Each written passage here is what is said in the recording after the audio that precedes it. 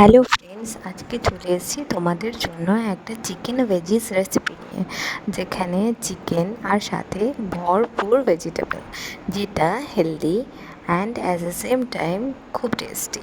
তো এখানে দেখো, চিকেনগুলোকে কিমা বানিয়ে বাজার থেকে একবারে করিয়ে নিয়ে আসা হয়েছিল, যেটা আমি হালকা ভিনিগার দিয়ে মাখিয়ে রেখে দেওয়া ছিল আগে থেকে। দেন দেখো, ভেজিটেবলস, বিনস, গাজর, ক্যাপসিকাম, রসুন, পেঁয়াজ, যেগুলোকে এখানে অল্প অল্প জাস্ট সাজিয়ে ক্লিপটা নিয়েছি। ভেজিটেবলস কিন্তু আরও ছিল, হ্যাঁ। তো তোমরাও তোমাদের পছন্দ মতো যেগুলো যেগুলো পছন্দ করো সেইগুলো দিয়ে আরও সুন্দর করে বানাতে পারো। প্রথমে অল্প তেলে, একদম অল্প তেল আমি ইউজ করেছি, তোমরা বাটারও ইউজ করতে পারো। তোমাদের যে যে পছন্দ, আমি আবারও বলছি, সেই জায়গাগুলোতে নিজেদের পছন্দ মতো জিনিস তোমরা অ্যাড করতেই পারো, অসুবিধা তাতে কিছুই নেই। আজকাল সবাই এত বেশি নিজেকে ফিট রাখতে ব্যস্ত, শুধু তো ফিট রাখলে হবে না, একটু হেলদি কিছুও খেতে হবে। তার জন্য ভাবলাম রেসিপিটা তোমাদের সঙ্গে শেয়ার করি, আশা করি তোমাদের কাজে লাগবে। আচ্ছা, রসুন ভাজা হালকা হয়ে যাওয়ার পর চিকেনগুলো এভাবে দিয়ে দেওয়া হয়েছে, আর ওপর থেকে কিন্তু নুন দিয়ে দেওয়া হয়েছে যাতে চিকেনটা সেদ্ধ হয়। যদিও বা চিকেনটা ভিনিগার আগে থেকে মাখানো ছিল, যার জন্য বেশ হালকা টক ঝাল হয়েছিল, কিন্তু ভাল লাগছিল। যাই হোক, তারপর চিকেনটা এরকম হালকা একটু ভাজা ভাজা হয়ে গেলে, দেখতেই পাচ্ছ একদম কম তেলে হচ্ছে রান্নাটা।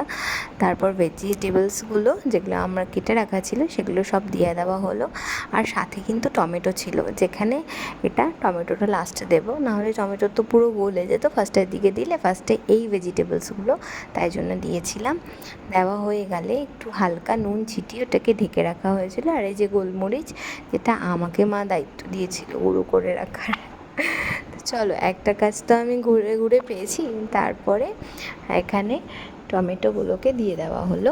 টমেটোগুলো একদম লাস্টে, ওগুলো হালকা ভাজা হয়ে যাওয়ার পরে দেওয়া হয়েছে। আর এখানে দেওয়া হলো গোলমরিচের গুঁড়ো, একটু বেশি করেই দেওয়া হয়েছে।